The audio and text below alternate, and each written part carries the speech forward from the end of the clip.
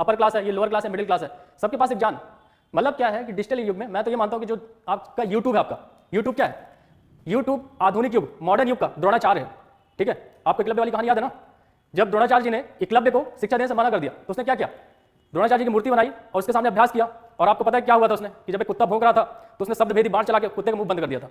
तो ये खासियत आज यूट्यूब आपको दे रहा है, ये अपॉर्चुनिटी आपके पास कि आप जिस फील्ड में आगे बढ़ना चाहते हो आप उसके लिए वर्क करो, डेडिकेशन दो, टाइम दो। ठीक है, मतलब बोलते हैं नॉलेज इज अ पावर, ज्ञान ही शक्ति है, मैं इसको बिलीव करता हूँ। कहते हैं संस्कृत में बहुत सारे श्लोक पढ़े हैं, आपको याद है पहले हम नैतिक शिक्षा किताब पढ़ते थे जब 6वीं 7वीं में थे या तीसरी चौथी में, और उसको मतलब अलग से पेपर्स कराता था, मतलब सामान्य पेपर में नहीं जोड़ा जाता था। नैतिक शिक्षा मेरे ख्याल से जो किताबें पहले लगती थी उनको फिर से लगवाना चाहिए, और मैं चाहूँगा गवर्नमेंट इस पर काम करे। ठीक है, क्योंकि नैतिक शिक्षा वाकई में बहुत जरूरी है। नैतिक शिक्षा में ये बताती है कि जब आप किसी सिचुएशन में फंसोगे, कोई ऐसी कहानी है या कोई ऐसी स्थिति है कि जब आप उसमें फंसोगे तो उससे आपको बाहर कैसे निकलना है। ठीक है, मतलब आपने वो कहानी सुनी होगी, एक गड़रिया रहता है, ठीक है, वो अपनी भेड़ चराने जाता है जंगल। तो जब वो जंगल भेड़ चराने जाता है तो वहाँ पे क्या करता है, मतलब उसकी आदत रहती है थोड़ा सा सामाजिक मूल्य को ना मानने की। मतलब क्या करता है, वो जंगल जाता है और चिल्लाता है कि भेड़ी, क्योंकि वो भेड़ लेके चराने गया है, बोल देता शेर आ गया, ठीक है, या चीता आ गया, और लोग गाँव वाले उसको बचाने जाते हैं। तो उसने एक बार ऐसा किया, गाँव वाले गए, दूसरी बार फिर उसने ऐसा किया, जबकि बाकी में शेर आता नहीं था।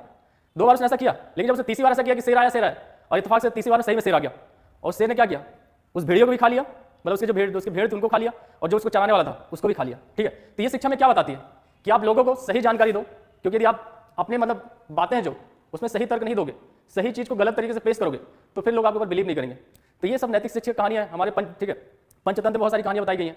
तो मुझे लगता है कि अगर हम भारतीय हैं तो हमारी पुरानी जो संस्कृति है या जो मध्यकाल की संस्कृति है या जो वर्तमान में चल रहा है उसका हमें साथ लेकर चलना चाहिए। और एक चीज़ आप याद रखिएगा, मुझे लगता नहीं कि इंडिया में कभी कोई डिमोटिवेट हो, क्योंकि इतने एग्जाम्पल भरे यार आपके पास ढेर सारे। और एक चीज़ और, यदि आप एक बार फेल होते हो, मतलब APJ अब्दुल कलाम साहब ने कहा था कि फेल मतलब फेल नहीं होता, वो फर्स्ट अटेम्प्ट ऑफ लर्निंग है। ठीक है, मतलब जब आप फेल होते तो कुछ सीखते हो। और एक चीज़ और याद रखिए यार, आदमी क्या करता, आदमी फेल कभी नहीं होता।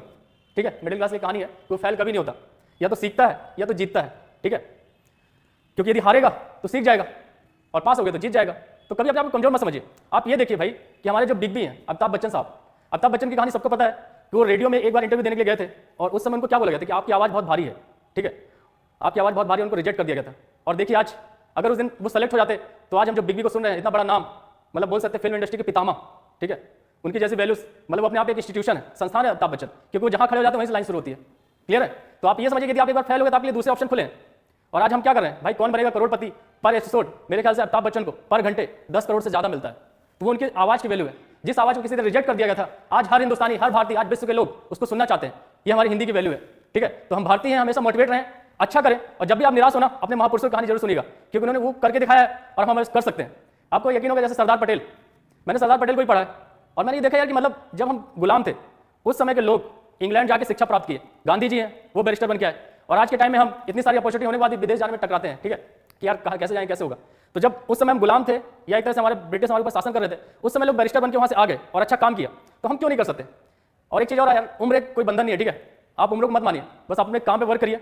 उम्र मैटर कभी नहीं करती, आपका सक्सेस मैटर करता है। वो अब आपको 30 में मिले, 35 में मिले, 40 में मिले, लेकिन जब मिलेगा तो लोग उसका बिलीव करेंगे, भरोसा करेंगे कि हाँ बंदे ने किया है। आपका बैकग्राउंड कोई भी हो वो मैटर नहीं करता, आपका हार्डवर्क मैटर करता है। ठीक है, आप चाहे फिल्म इंडस्ट्री ले लो, चाहे बिजनेस लाइन ले लो, हर जगह जिसने फाइट किया है वही सक्सेस हुआ है। और आज के टाइम में कहानी उसी की पढ़ी जाती है जिसने अपने दम पे कुछ किया है, ना कि उसका फैमिली बैकग्राउंड था। क्लियर हो गया ना।